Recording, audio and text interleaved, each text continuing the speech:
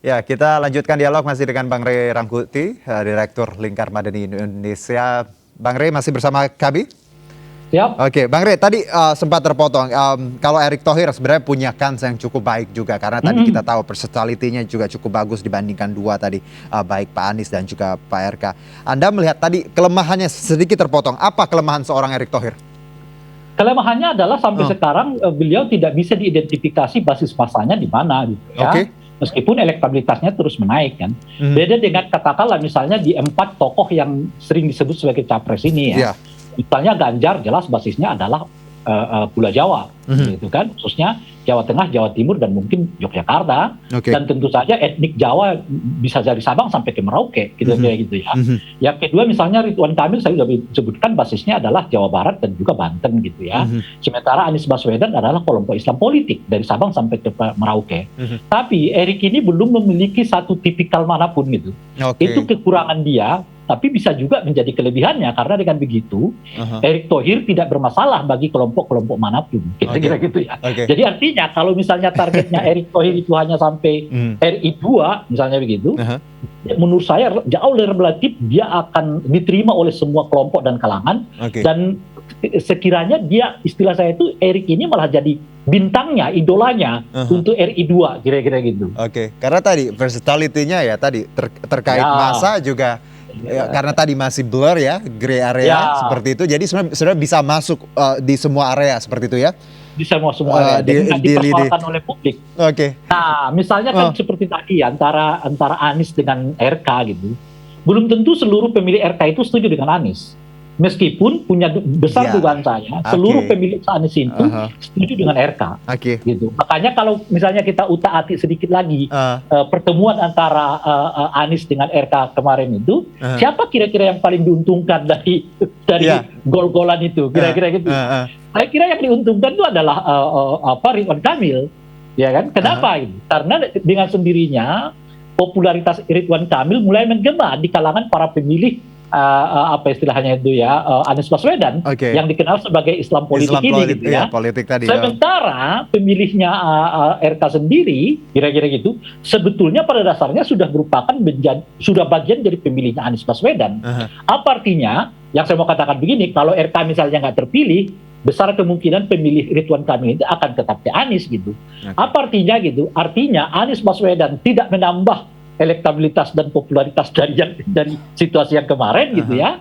Sementara RK potensial melirik pemilih-pemilih Anies dan sekaligus mendaftarkan dirinya sebagai salah satu tokoh yang dikatakan adalah tokoh nasional, bukan lokal gitu. Karena dengan begitu dia disebutkan di Sumatera, dia disebutkan di Kalimantan, disebutkan di NTT, di Maluku macam-macam melalui para pemilih Anies Baswedan ini.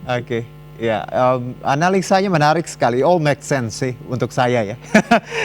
Saya suka Bang Rey, karena tadi saya typical viewers, listeners gitu ya. Dan memang analisa yang Anda sebutkan tadi menerkan KRK, Anies dan tadi lini masa mereka seperti apa. Fanbase-nya ya kita sebut mungkin ya seperti apa. Memang ya kurang lebih akan seperti itu. Nah pertanyaannya sekarang mungkin pertanyaan terakhir Bang Rey.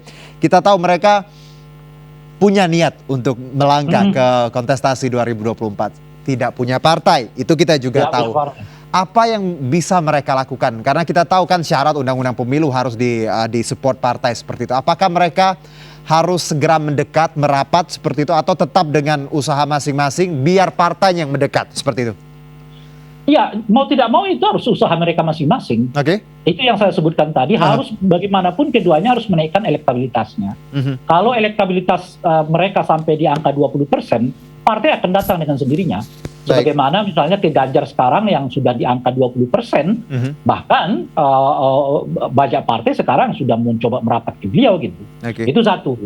Tapi kalau kita turunkan sedikit apa problem mereka yang paling mendasar dalam konteks menaikkan elektabilitas ini, satu kalau kepada Anies Baswedan adalah wajahnya yang terlihat sangat di kanan itu gitu, yang pemilihnya masih tetap Islam politik dan sejauh ini segala sesuatu yang berkaitan dengan Anies selalu yang maju adalah para pemilihnya Islam politik ini. Jadi majunya mereka dalam konteks mengawal Anies itu mungkin bagus dalam konteks membentekinya, tapi sekaligus itu seperti menutup kans bagi pemilih yang lain untuk masuk. Betul. Gitu.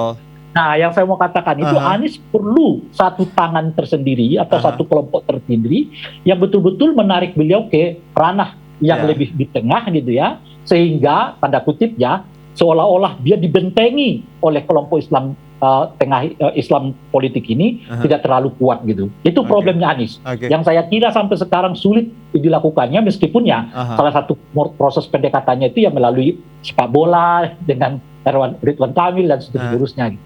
Nah, Ridwan Kamil seperti yang saya sebutkan tadi adalah bagaimana menaikkan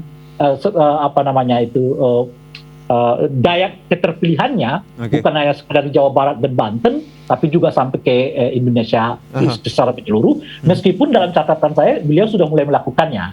Salah satunya dengan cara menggandeng Anies Baswedan seperti kemarin. Tapi kemarin beliau juga mengungkapkan satu pendapat yang sebetulnya mau menaikkan menurut saya sih citra beliau sebagai tokoh nasional, yaitu dengan mengkritik pembiayaan pembangunan IKN yang sedang dilaksanakan di Kalimantan.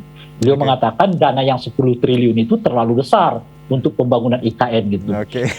Entah analisisnya benar atau tidak, saya tidak tahu karena saya tidak di luar itu. Tapi ke langkah Ridwan Kamil menaikkan isu soal ibu kota itu, menurut saya bagian dari strateginya menjadikan diri sebagai tokoh nasional. Gitu. Bang Rey, terima kasih atas analisa insight-nya ya. Tadi sama kalau kita lihat ya, tokoh-tokoh ini memang ya mereka punya kelebihan masing-masing. Harapannya tetap bermain dalam lingkaran yang sehat ya. Kita tidak ingin yang dibawa adalah isu sara ya, agama, karena kita belajar dari yang pernah terjadi. Capek. Betul. Bang Rey, terima kasih atas waktunya. Salam sehat, selamat beraktivitas kembali. Ya.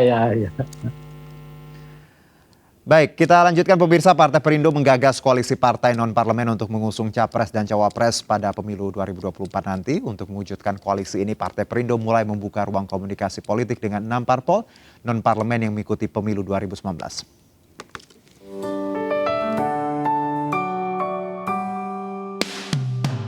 Sejumlah partai politik di tanah air mulai meluncurkan gagasan dan program untuk persiapan mengikuti pemilu tahun 2024. Setelah meluncurkan konvensi rakyat, Partai Perindo menggagas koalisi partai non-parlemen untuk mengusung calon presiden dan wakil presiden. Gagasan ini dapat diwujudkan dengan memakai skema koalisi 25% berbasis suara pemilu tahun 2019. Nah, kita tahu Partai Perindo adalah partai non-parliamentary threshold. Belum ada kursi di Senayan. Nah, begitu pula dengan 7 partai lainnya yang non-parliamentary threshold. Nah, komunikasi ini sedang dikembangkan. Semua partai-partai politik non-parlemen punya kesepahaman. Semangatnya yaitu bahwa suara 2019 merupakan amanat yang tidak bisa didiskon begitu saja. Partai Perindo adalah partai politik non-parlemen yang memiliki suara terbanyak pada pemilu 2019 lalu. Jika digabungkan dengan suara partai non-parlemen lainnya, maka koalisi ini akan diperhitungkan dengan jumlah total suara 9,7%. Dari Jakarta, Muhammad Ardi, iNews melaporkan. Ya, informasi tadi mengakhiri MNC News Now hari ini. Saksikan live Liga Futsal Profesional 2022 setiap hari Sabtu dan Minggu di MNC Sports Channel 102 dan 421 MNC Vision. Mari berbagi untuk masyarakat yang terdampak bencana di tanah air melalui MNC Peduli. Tetap patuhi protokol kesehatan. Saya Arjuno Syaputra, sampai jumpa.